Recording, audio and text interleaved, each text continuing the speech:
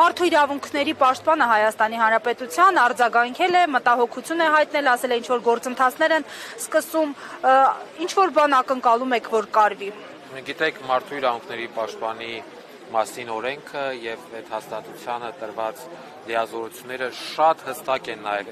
այս հարցում, խոշտանգումների կանխարգելման հարցում եւ եթե չեմ սխալվում, օրինակ Արցախում այդպես էր, տարեկան հաղորդման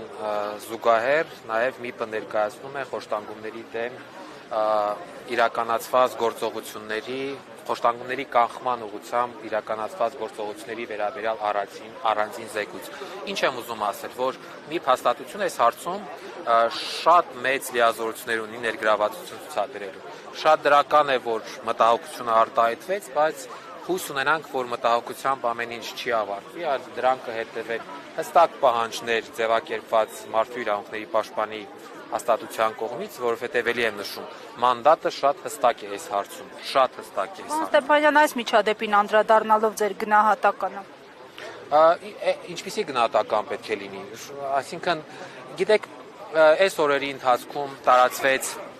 այո, հիմնականում եղան շեշտադրումներ արցախցի երիտասարդ, երկկողմանի ծնողազուրկ, սրանք իհարկե հանգամանքներ են, որ իհարկե պետք է իրենց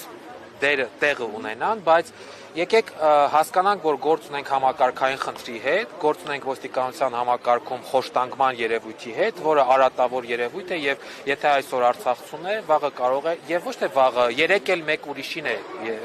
ուրիշի նկատմամբ է գործվել եւ ըստ այդմ մեր պահանջը, նաեւ փաստաբանը կարծում եմ շատ հստակ ձևակերպել է իր ուրեմն ուղիղ եթերներով, որ պահանջը պետք է լինի արդար նախաքննության իրականացումը եւ այն ոստիկանները, որոնք որ ուրեմն առերևույթ կատարել են նման հանցագործություն, այդ ոստիկանների նկատմամբ պետք է համապատասխան գործողությունները ձեռնարկվեն։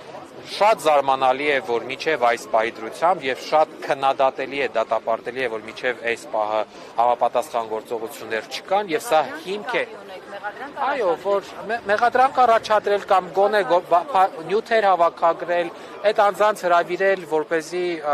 տուժողը ճանաչի եւ այլ, այսինքն իդենտիֆիկացնել անձանց,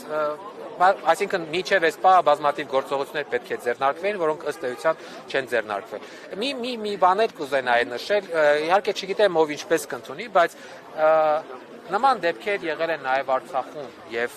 օրինակ նաև որպես մարդու իրավունքների պաշտպան ես կարող եմ ասել, որ հատկապես վերջին ժամանակահատվածում, երբ նման դեպքեր էին արձանագրվում, իրավապահ համակարգը համապատասխան գործողություններ ձեռնարկում է։ Եվ կան որոշները, որոնք կարծում են, թե Արցախը իր մարդու իրավունքների պաշտպանության կարգավիճակով ավելի հետամնաց էր, քան Հայաստանը եւ այս ամեն ինչը ցույց է տալիս, որ ժողովուրդ այդպես չի, այսինքն եւ